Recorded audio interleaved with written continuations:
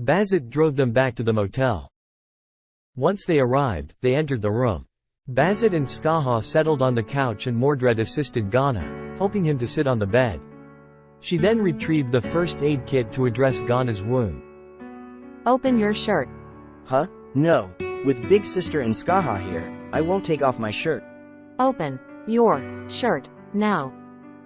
Ghana felt the weight of Mordred's words and the intensity in her voice, and reluctantly complied. He took off his shirt, revealing dark bruises visible beneath his ribs. Bazit's expression displayed her concern as she observed the injuries. Mordred began to apply ointment to the bruises. Are you happy? What do you mean? Are you happy being a hero? Being the protagonist of a story, huh? Mordred, I never see myself as one. But you are. You Pillock. Is it really necessary to fight everyone you seek help from? Can't you approach things more peacefully? I understand the situation with Berserker, but Caster? You didn't even try to peacefully negotiate, instead, you directly provoked them with your knowledge of the future. I just want to end this stupid Holy Grail war as quickly as possible. By throwing your life? Are you really that dumbass? Just last night, you resorted to using that damn scroll, and this morning, you took a blow from a man intent on killing you. Hello? Any brain in that head? The longer we wait, the higher the probability that other masters and servants will get killed. You don't understand that, don't you, huh? Mordred? Bazit and Skaha observed the couple's heated exchange, with Bazit prepared to intervene if things spiraled out of control. You are a loony. Just because you are from the future, do you believe it's your responsibility to save all of humanity by sacrificing yourself? Like you the savior you are? Give me a break. I am still here, breathing, alive. What more do you want from me? The punch he threw was meant to kill you, don't you realize that? Or are you too blind to see it? Damn it, you could have gotten yourself killed, all because of your damn ego. Why you are so hard to deal with, Mordred? Fuck you. Fuck me? You did. Ghana and Mordred fell into a tense silence, their argument reaching an impasse. They cast shy glances at each other. I'm sorry, I apologize for letting my ego take control. I just want to end this foolish Holy Grail war as soon as possible. I love you, and I trust you, so please do not break my trust in you. No more foolish stunts like that. You don't need to prove anything to anyone, especially not to me. Suddenly, Bazit smacks Ghana on the head. Ouch. Big sis, what was that for? Bazit, too, is worried as she looks at Ghana's condition. Sweetheart, in my country there is a word, Egypt, and that is what you are just now. I've told you that I care about you. If things get any worse, you can rely on me or on your girlfriend here. If you fail to defend yourself, you could die. Ghana looks down in shame, feeling the weight of everyone's judgment. He has nothing more to say and simply remains silent. Mordred cups Ghana's face in her hands. I'm sorry for being so tough on you.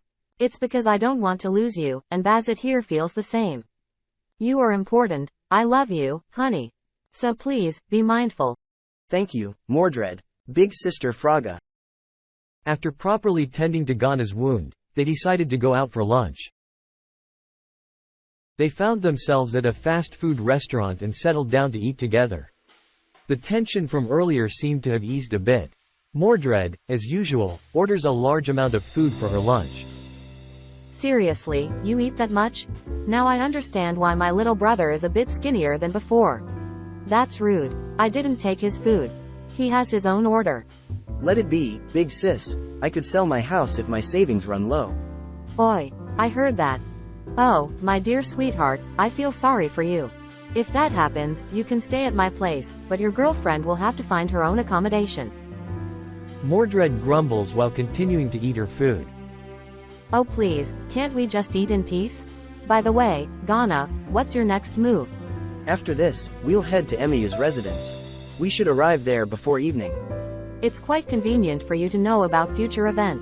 Not likely, it's not exactly the same. Similar, but not identical. How so? For example, if you hadn't listened to my advice, you would have summoned Kulain instead of Skaha since you summoned your servant without a catalyst. I was a bit surprised to see Skaha on your side during that time. If that's the case, how do you know my name? I am a descendant of scholars. I know about most of the heroic spirits in the Throne of Heroes. Unfortunately, he is the last scholar of Alexandria. The last scholar? In the distant past, our library was renowned for its vast knowledge, including information about the Throne of Heroes and its fundamental concepts. But little did we realize that the throne exists outside of time and space, that includes the Akasha. Akasha? A place that records everything that happens.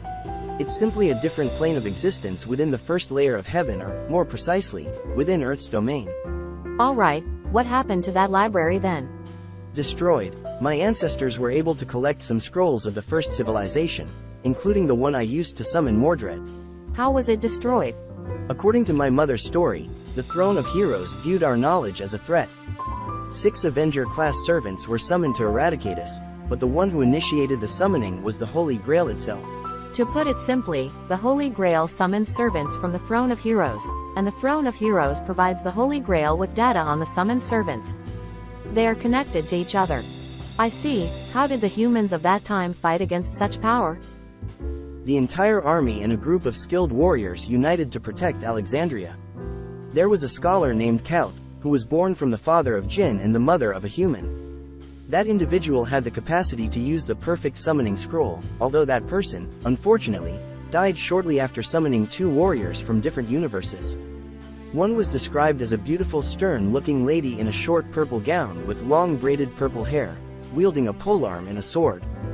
The other warrior, based on what my mother told me, was an arrogant and self-centered kid who constantly boasted about being an overlord. But both of them were undoubtedly formidable and extremely strong. They sound incredibly powerful, and from a different universe? Exactly, something that the Throne of Heroes does not even have a record of. It's proof that the Throne of Heroes only exists within Earth's domain. If that's the case, why did your library end up destroyed? They only perceived the enemies in front of them, but there was another enemy we were unaware of, an undercover heroic spirit among the scholars. That heroic spirit killed every scholar who is in the shelter. My ancestors realized that it was inevitable, so they gathered the most vital knowledge and fled, including these scrolls. The undercover servants must have realized the danger posed by the knowledge within the library to the existence of the Throne of Heroes and the Holy Grail. That's why the library had to be destroyed. Did your ancestors provide any description of the traitor? I mean, what did this traitor look like? Ghana's face contorted with anger and his hands clenched into fists so tightly that his knuckles turned white. It's as if he's mentally channeling his intense desire to personally eliminate the traitor responsible for the death of the scholars. They did mention some details about the traitor's appearance. However, the traitor has already been eliminated, though not by my hand. Bazit notices Ghana's intense anger and worryingly leans closer to him, gently placing her hand on his clenched fist as a calming gesture. Sensing the need to shift the conversation away from the troubling topic, she speaks up in a softer tone. Beside, Ghana's father once told me that the first civilization was not human, but Jinn. They waged wars across various realms. Those scrolls are remnants of their civilization. Do scholars already exist in that first civilization time? No, scholars exist after the Great Flood, at the time of Prophet Nuh, or known as Noah in biblical history. They settled in one place, and that place became the city of Alexandria. Thus we are known as the Scholar of Alexandria. Scholars have a tradition of passing down their knowledge to their children from a very young age. Not through magic or anything like that. I studied like a normal person. At a young age, you can absorb a vast amount of information and retain it throughout your life. So your ancestors would talk about their lives to their children and their children's children to preserve the knowledge? Some things were written down, but most were passed down orally. No wonder your knowledge is like a sage. I'm not that smart, though. Anyway, this meeting at Emiu's residence is the most challenging one of all. Why is that? Let me handle the difficult part. You can just stand by and watch. Yes, that's what I expect. And darling, I want you to open your heart fully during that meeting, okay? Why are you talking like a poet? Just tell me what to do. I've already told you, and remember what you said to me about introspection and forgiveness, don't forget it. They continue to chat while enjoying their lunch. After finishing their meal, they head to Emiya's residence in a car. Along the way, Mordred appears slightly concerned about Ghana's advice to her. She knows that she needs to follow it, but what lies ahead after that is uncertain.